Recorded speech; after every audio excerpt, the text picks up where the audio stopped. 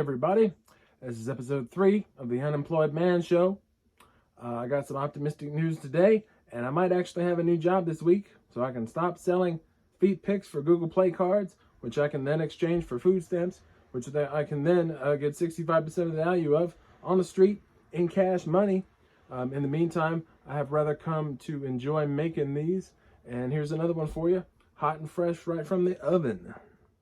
So I started doing polls for these recently on episode 2, and last week animated one out, so I chose Cool World, which is old, weird, and bombed like a son of a bitch. So of course it appealed to me from a philosophical standpoint. It came out in 1992. It was directed by this guy called Ralph Bakshi. He's a very famous and infamous and influential animator. He made, the Lord of the Rings cartoon movies, and Wizards, and Fritz the Cat, and Fire and Ice, and probably you've never heard of any of those, but if you have seen any of them, you know the man has a very distinct and out-of-this-world visual style. It stars Brad Pitt and Gabriel Byrne and Kim Basinger, or Basinger. I've never been sure how I'm supposed to pronounce her name. But as I understand it, this was Brad Pitt's first real project after Thelma and Louise. And apparently in interviews, he has admitted that this is his least favorite film among his many works, and I can easily understand why. I intend to spoil the shit out of the plot for you immediately in this video. So if for whatever reason you've been putting off watching this for 31 years, be warned, there are some heavy spoilers here. So yeah, you've been warned. And here we go.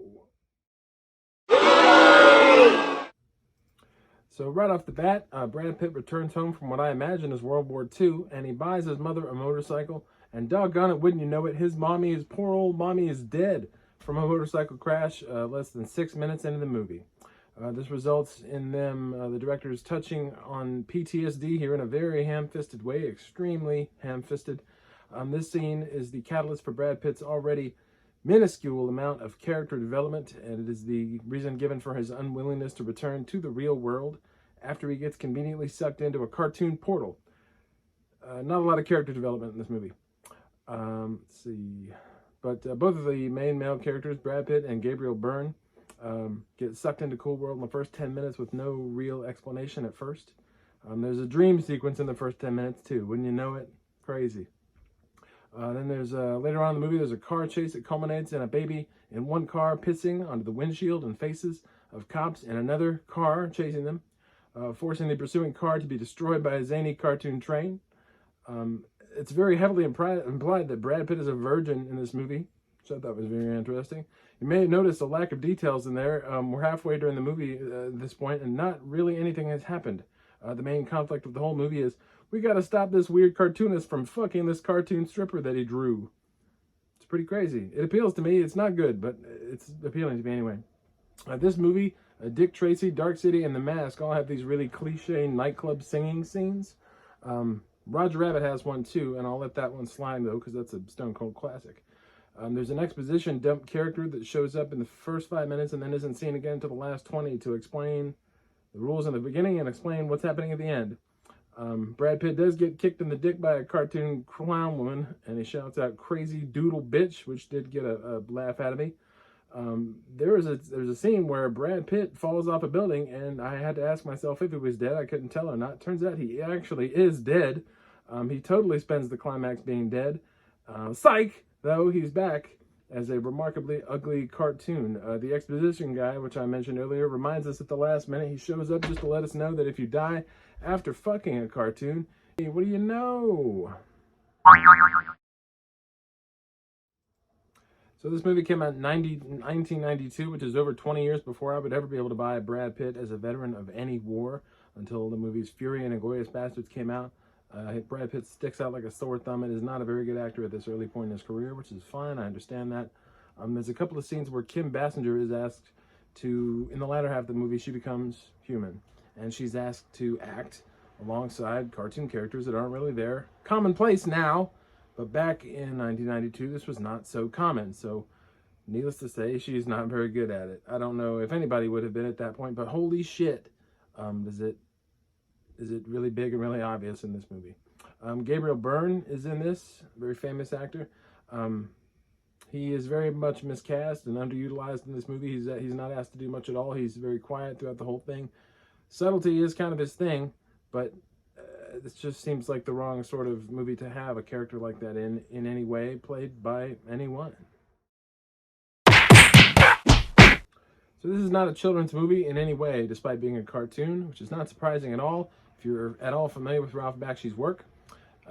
He's done a lot of better stuff in the past. Fritz the Cat is usually the one that I hear about the most. It's very transgressive, and there's a lot of sex and naked women, animals in it and stuff. It's really crazy. This one, The Cool World, is easily his worst work, which is half of why I picked it. Admittedly, the scenes of the real world transforming into cartoons near the end is pretty entertaining. It's done fairly well. When it's the real world with cartoons in it, it's a lot better than the reverse. It definitely embraces a lot of the seediest aspects of Roger Rabbit. That's what they're exploring here. Brad Pitt is borderline physically abusive towards Holly, the main female character, played by Kim Basinger. And the upskirt shots of her are numerous and varied. Also, I don't know why, but this director thought that sound effects could replace visual effects. Usually you want to have both, and he does not seem to agree for some reason.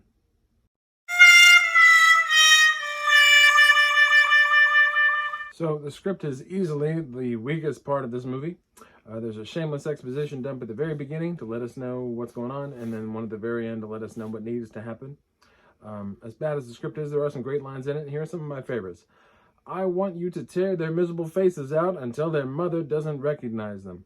This line is uttered by some random bunny rabbit character who I don't think has a name in the movie. The mantra, if there is one of the film, is Noids do not have sex with doodles. A Noid is a human person. A doodle is a cartoon. That's the whole crux of the plot. And then probably second favorite, but Holly said we could watch, which is a cartoon telling other cartoons that a certain other cartoon character said that they could watch her have sex with a guy. And then my favorite, now you can buy me more fries, dickhead.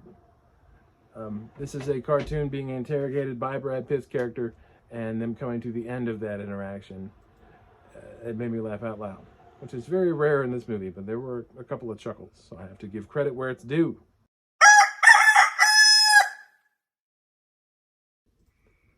So if this movie has a strength, it is easily the visual effects, as crazy and wild as they are. The live-action prologue looks like Toontown from Roger Rabbit come to life, but not in a good way. It looks somehow more artificial than an actual cartoon town does. Somehow, it's very, very blue skies. Very much looks like something out of League of Their Own. The mixing of cartoons and real life in this are the complete opposite of the smooth and flowing nature of Roger Rabbit's intermingling characters and places. Not nearly so smooth at all. There's a lot of Tex Avery in this, and a lot of what Cuphead would eventually become inspired by. Many cartoon assets are reused in the same shot. Many of the strictly animated sequences are very well done and interesting, though. I'll give credit where it's due. There's some very violent things happening in the background with some of these characters. It's hilarious. The backgrounds are mostly very beautiful, grimy, matte paintings. Holly, the blonde, the lead female character, might be the only cartoon character in the movie that actually looks human, and by that I mean is designed to appear human. The set design is pretty insane. The art actually is reminiscent of Jean-Michel Basquiat, I think is how I say his name. He's like my favorite artist ever. Holly, this is a question that came up when I announced that I was going to be doing this. Who is hotter, Holly from this movie or Jessica Rabbit? I have to go with Holly. I'm redheaded, so the appeal of that is not gone on me, but it's not as strong as it might be with somebody who's not been redheaded all their lives. There are absolutely cartoon hookers in this movie. If that makes you smile like it made me smile, you might get something out of this. There's a character called Slash that is equal parts Baby Huey from Roger Rabbit, Freddy Krueger, and an orangutan. So there's that. The background art is very much like an industrial H.R. Geiger nightmare in a good way, which is right up my alley. But so much of the animation in this is senseless and without purpose. And I'm not against just flourishing for the sake of for its own sake. But, you know, it's very crazy. This movie's very wild. When the characters are brought in and out of the two worlds, there are no visual effects. It's just a loud clap or a boom, and then somebody falls from the ceiling of the shot to the floor. I would have liked to see something visually happen there. That might have made it more interesting. And many animations in the movie look like I added them myself to live action footage in an iPad app. Just like this.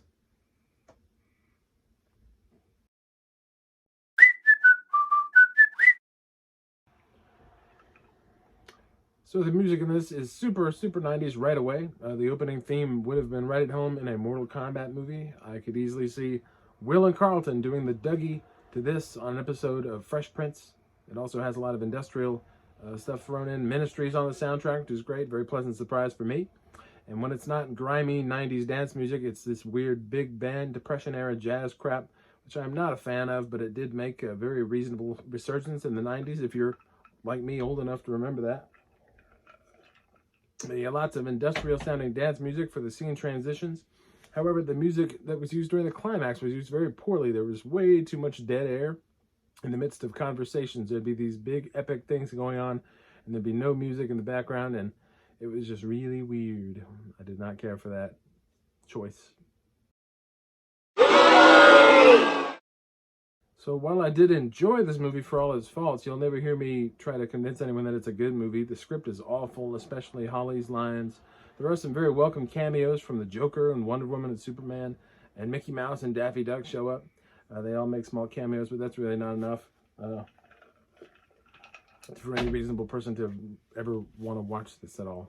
So if you're a weirdo like me, and you enjoy messy, crazy, chaotic sounding, looking things that are just that way for the sake of fun, then you might enjoy it. Again, I enjoyed it. It's not good. It's not a good movie at all. It's not for kids, but it's very much a time capsule back to my youth, and you'll never see anything like it again, probably, which is unfortunate. But yeah, I would expect another one of these on Saturday next. This will be posted up in about 48 hours. And if you like it, you should actually like it on YouTube and subscribe. That's apparently a thing I'm supposed to be asking you to do. So if you want to subscribe, that'd be great. I'd love that. I'd be very appreciative of that. Thank you for watching and listening. And we'll do this again sometime about. What the fuck was that all about, eh?